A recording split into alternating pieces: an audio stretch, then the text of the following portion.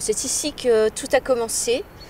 Lors de prélèvements occasionnels, on a découvert un taux très élevé en éléments métalliques, zinc, cadmium et plomb, qui était dû à une ancienne exploitation minière.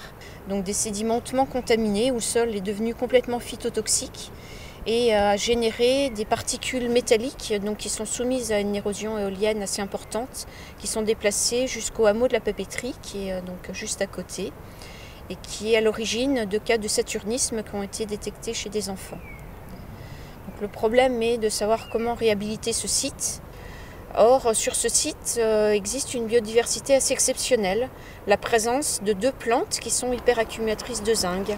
Voilà ici un exemple de Noscia cerulescens, donc une plante qui est capable à la fois de tolérer la pollution présente dans le sol, mais également capable de l'extraire du sol via son système racinaire, de la transporter et de la stocker dans les feuilles à des concentrations très élevées.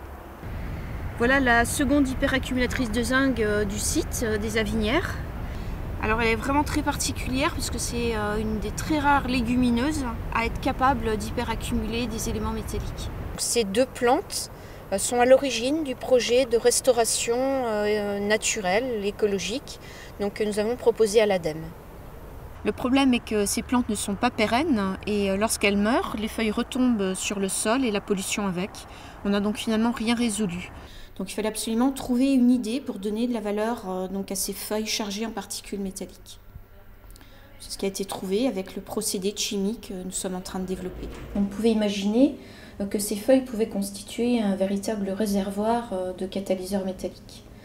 Encore fallait-il trouver une solution donc pour transformer ces feuilles chargées en métaux en catalyseurs écologiques. Donc cette démarche n'avait jamais été regardée.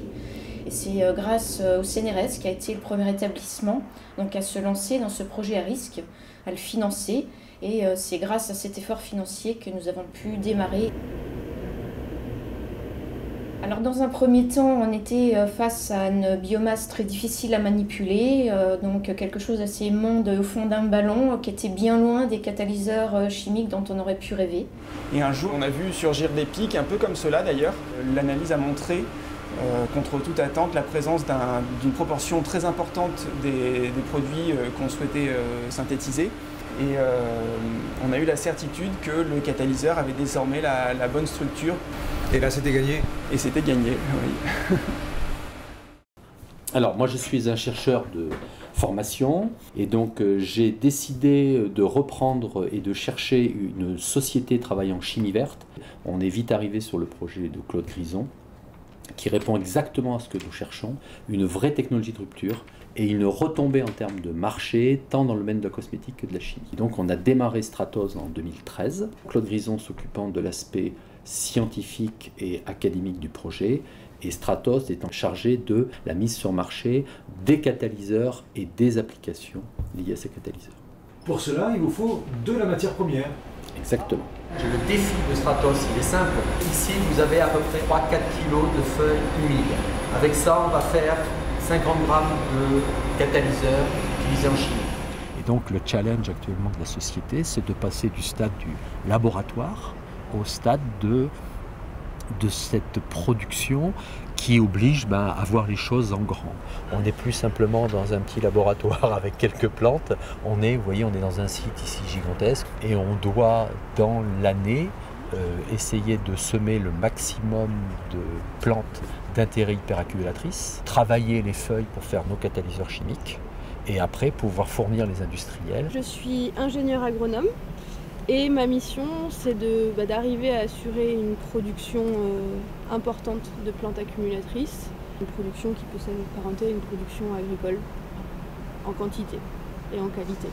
Donc d'ici quelques années, nous espérons avoir un couvert végétal de ces 2 plantes sur toutes les surfaces. L'idéal, ça serait d'arriver à ça. Grâce aux très bons résultats que nous avons obtenus à Saint-Laurent-le-Minier, nous avons eu la chance d'obtenir un financement de l'Agence nationale de la recherche qui a été l'occasion de développer un partenariat très intéressant en Nouvelle-Calédonie avec l'Institut agronomique calédonien où nous développons à très grande échelle maintenant les mêmes cultures sur site minier, mais les plantes sont ici accumulatrices de nickel et de manganèse. Que votre ceinture est bien attachée. Je suis chargé au sein de l'équipe de Claude Grison des activités qui concernent les travaux de phytoextraction en Nouvelle-Calédonie. La Nouvelle-Calédonie est un haut lieu de l'activité minière. Actuellement, ils sont 5e producteur mondial de nickel, avec évidemment des impacts environnementaux assez majeurs et malheureusement beaucoup de travail pour nous derrière à réhabiliter des sols. Et en Nouvelle-Calédonie, il doit y avoir une 50aine d'espèces qui sont capables d'hyperaccumuler le nickel.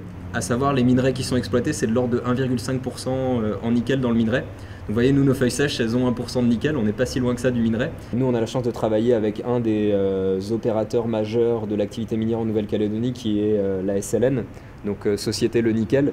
Donc ça nous aide beaucoup parce qu'il nous apporte un soutien financier, logistique.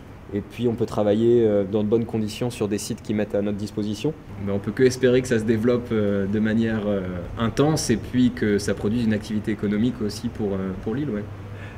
Les avancées du projet en Nouvelle-Calédonie sont suffisamment importantes pour imaginer le développement de toute une nouvelle filière industrielle et donc de dupliquer les sites par espèce métallique.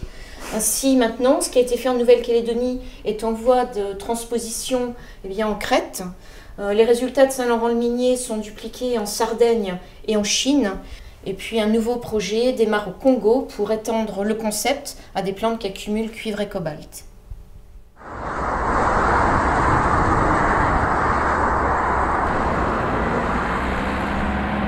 Aujourd'hui, c'est une journée importante pour notre jeune société Stratos parce que je pars chez le principal partenaire industriel de Claude Grison, qui est la société Chimex, une société du groupe L'Oréal, qui est un des leaders dans la chimie biosourcée.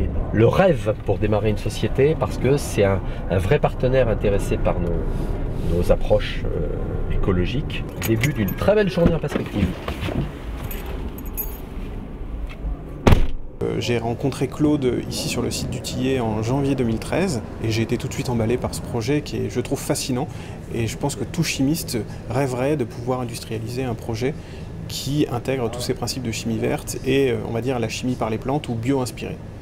Les chercheurs du CNRS et des petites sociétés comme Stratos ne savent pas faire le pilotage, ne savent pas faire l'industrialisation. C'est le métier de Chimex.